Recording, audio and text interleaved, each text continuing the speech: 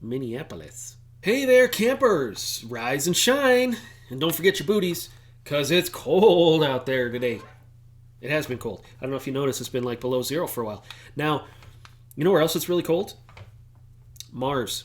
Mars is really cold. It's even further away from the sun than we are by a few million miles. And we just landed a rover on there. How cool is that? And when I say we, I mean NASA, because NASA's awesome. And it was a really good week for people like me that are big outer space nerds. And I hope you are having a good week as well for whatever you are a nerd about.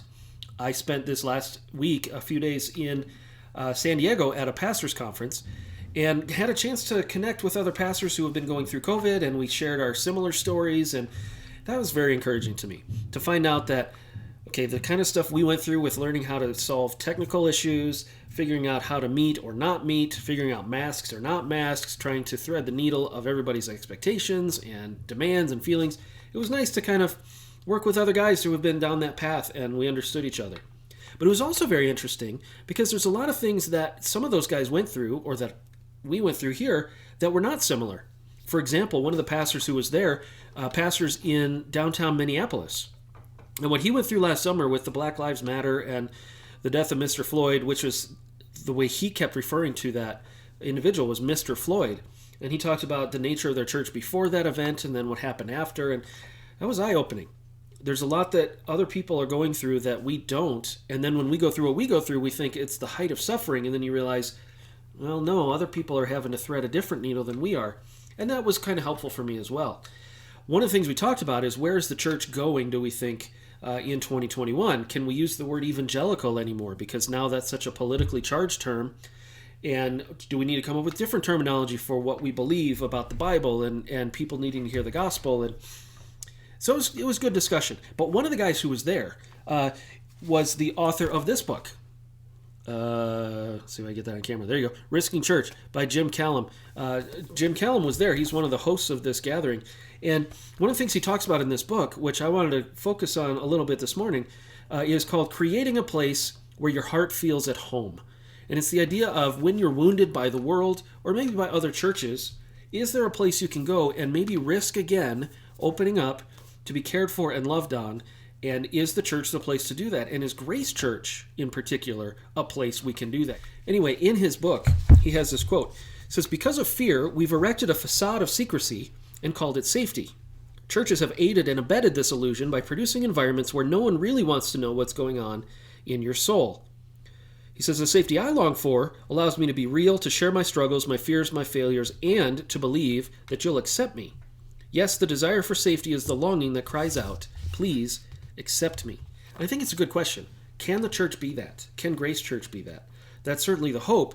And when we made the decision pre-COVID to close our other campus, the idea was because we had lost the relational connection. We had lost one of our core values because we were spread so thin. And the idea was to come back together and get that work done. And then, of course, COVID makes us have to stay apart in ways we'd never even had thought of before. And now that we're starting to come back together, now that the vaccines are coming, and yes, even the weather's warming up, can we be that church that you can risk and find acceptance, that you can be yourself and be treated with honor, and then work together to grow and mature?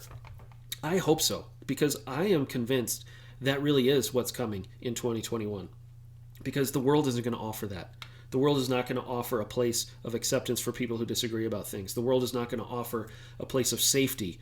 And we need to get past this idea that keeping things pressed down and secret are really safe. It's not. The safety comes in being around people who love you and care about you and are willing to struggle with you and give you grace when you need grace, to give you the kick in the pants when you need a kick in the pants.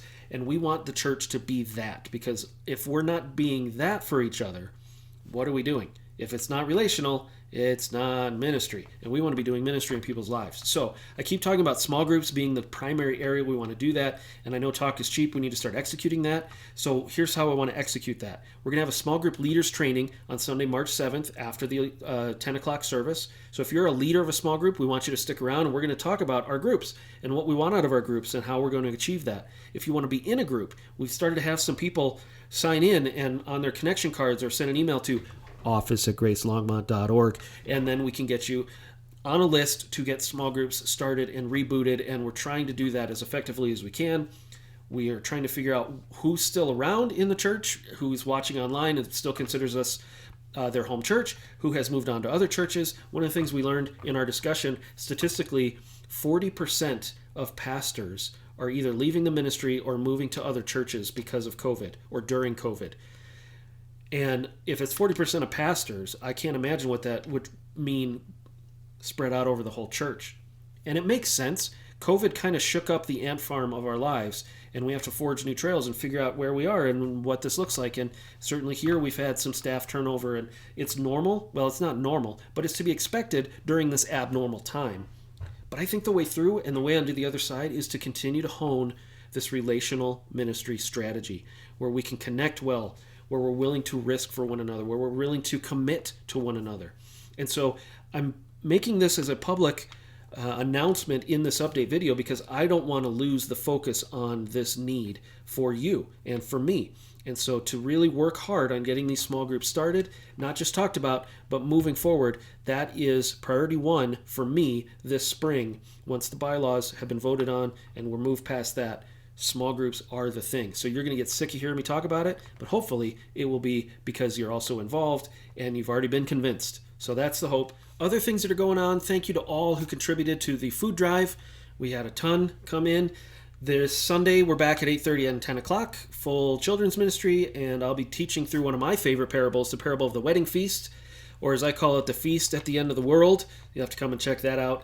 On the 28th, we have a missionary speaker, Tim Sullivan, who's the missionary of the month for us, is going to come and continue in the Luke series. It'll be good to hear from him.